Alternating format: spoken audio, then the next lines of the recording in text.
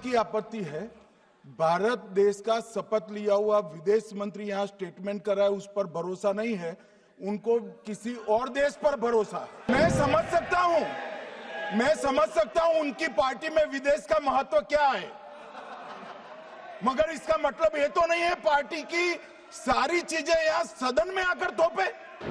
भारत के विदेश मंत्री पर भरोसा नहीं करोगे? ओथ लिया हुआ व्यक्ति यहाँ पर बोल रहा है, he is responsible.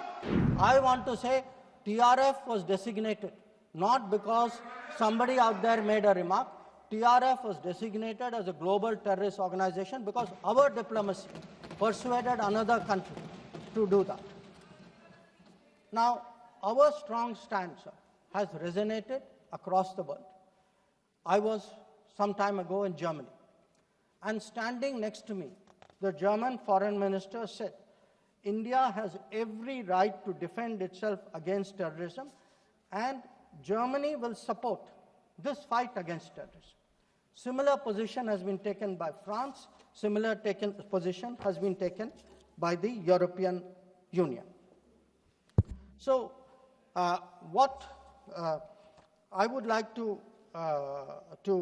highlight, sir, is that today, in where Operation Sindoor is concerned, there has been, the world sees what it is about. The world realizes this is a fight against terrorism. It is felt that India has acted responsibly but firmly. Now, I would like, sir, to address one particular aspect because some members have brought it up. And this is regarding the US activity during this period. Sir, I'd like to inform the House that on the 9th of May, Vice President J.D. Vance called the Prime Minister, warning of a massive Pakistani attack in the next few hours. Prime Minister, in his response, made it very clear that if such an attack happens, it would meet with an appropriate response from our side. Now, sir, that attack took place and was foiled by our armed forces, and I think the House should collectively appreciate the performance of the armed forces in foiling what was a massive attack on the 9th and 10th, the 9th, 10th of May. Now, our response, which the Prime Minister promised, was delivered, and it was delivered with devastating effect.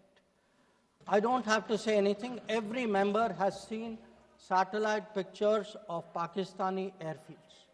You can see from the state of those airfields, which shown by the pictures, what was our answer. Now, on the 10th of May,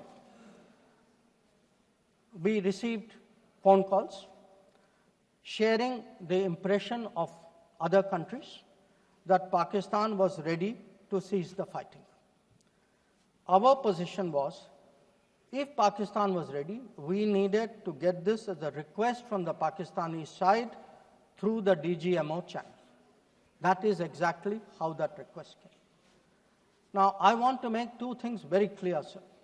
One, at no stage in any conversation with the United States was there any linkage with trade and what was going on. Secondly, there was, please listen. Secondly, there was no call between the Prime Minister and President Trump from the 22nd of April, when President Trump called up to convey his sympathy, and the 17th of June, when he called up Prime Minister in Canada to explain why he could not meet. So I would again, मैं इसको दोहराता हूँ, 22 अप्रैल से 17 जून तक। माननीय अध्यक्ष जी, मेरी एक बात की आपत्ति है, भारत देश का शपथ लिया हुआ विदेश मंत्री यहाँ स्टेटमेंट कर रहा है, उस पर भरोसा नहीं है, उनको किसी और देश पर भरोसा है। मैं समझ सकता हूं उनकी पार्टी में विदेश का महत्व क्या है, मगर इसका मतलब ये तो नहीं है पार्टी की सारी चीजें यहां सदन में आकर थोपे। भारत के विदेश मंत्री पर भरोसा नहीं करोगे? ओथ लिया हुआ व्यक्ति यहां पर बोल रहा है, ही इज रिस्पॉन्सिबल। माननीय अध्यक्ष जी, इसीलिए ये वहां बैठे हैं और 20 साल तक वहीं बैठने वाले हैं। 1962 में अध्यक्ष महोदय चीन के साथ हुए युद्ध में जब दुखद परिणाम आया तो हमने उस समय की सरकार से यह पूछे थे, लेकिन वह प्रश्न यह था कि हमारे देश की धरती पर दूसरे देश का कब्जा कैसे हुआ। हमने यह प्रश्न पूछा था कि हमारी सेना और हमारी जनता अपमानित क्यों हुई। हमने यह प्रश्न पूछा था कि बड़ी संख्या में हमारे सैनिक हताहत कैसे हुए। हमने यह प्रश्न नहीं पूछा कि हमारे टैंक, हमारी मशीनें, हमारी बंदूकें क्यों ध्वस्त हो गई। यह प्रश्न हम लोगों ने नहीं पूछा। मशीनों और तोपों की चिंता न करके, मशीनों और तोपों की चिंता न करके अध्यक्ष महोदय, हमने देश की टेरिटरी की चिंता की, हमने देश के सैनिकों की। इसी तरह 71 के युद्ध में, 71 के युद्ध में जब हमने पाकिस्तान को सबक सिखाया, मैं उस समय की सरकार को मैं बधाई देना चाहता हूं। हमने अपने राजनीतिक और सैन्य नेतृत्व की प्रशंसा की। हमने ये नहीं देखा कि किस दल की सरकार है, किस विचारधारा की सरकार है, इसकी चिंता नहीं की कभी। हमारे नेता अटल बिहारी वाजपेयी ने संसद में खड़े होकर उस समय के नेतृत्व की प्रशंसा की थी। हमने इस बात की खुशी जाहिर कि हमने अपने शत्रु को सबक सिखाया।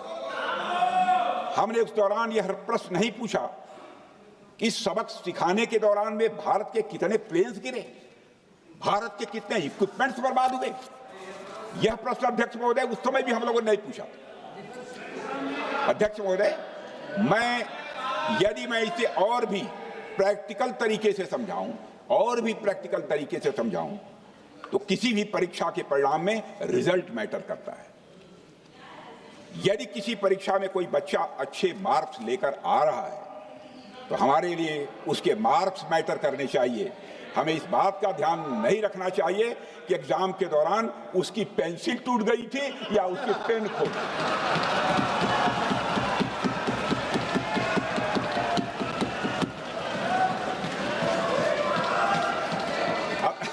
अध्यक्ष महोदय, अल्टीमेटली रिजल्ट मैटर करता है और रिजल्ट यह है, अध्यक्ष महोदय, अल्टीमेटली रिजल्ट मैटर करता है और रिजल्ट यह है अध्यक्ष महोदय कि ऑपरेशन सिंदूर के दौरान हमारी सेनाओं ने जो लक्ष्य निर्धारित किया था, उन लक्ष्यों को पूर्ण रूप से प्राप्त करने में हमने कामयाबी हासिल की। अध्यक्ष महोदय, भारत हमेशा से पाकिस्तान सहित अपने पड़ोसी देशों से मित्रता और सौहार्द सहयोगपूर्ण संबंध का सदैव इच्छुक रहा है। इसके लिए भारत की सभी सरकारों ने ईमानदारी से प्रयास भी किए हैं। वह चाहे आदरणीय लाल बहादुर शास्त्री जी हों या अटल बिहारी वाजपेयी जी हों या हमारे स्वर्गीय मनमोहन सिंह जी हों या प्रधानमंत्री श्री नरेंद्र मोदी जी, सभी ने हमेशा चाहा है कि इस इलाके में शांति और समृद्धि बनी रहे। सभी ने यह चाहा। अध्यक्ष महोदय, यह बात हमारी सिविलाइजेशनल वैल्यूज के साथ मेल खाती है, इसलिए ऐसा हुआ। अध्यक्ष महोदय, पूरा विश्व जानता है कि पूर्व प्रधानमंत्री से अटल बिहारी वाजपेयी जी ने शांति का संदेश लेकर 1999 में लाहौर बस यात्रा की थी। वह सिर्फ एक यात्रा नहीं थी, वह यात्रा भारत की संस्कृति और शांति की प्रतीक थी। यह हमारे भारत की प्रकृति थी। लाहौर पहुंचकर से अटल बिहारी वाजपेयी जी ने मीनारे पाकिस्तान पर विजिटर्स रूप में जो लिखा था, जिसका जिक्र लोग आज भी करते हैं, और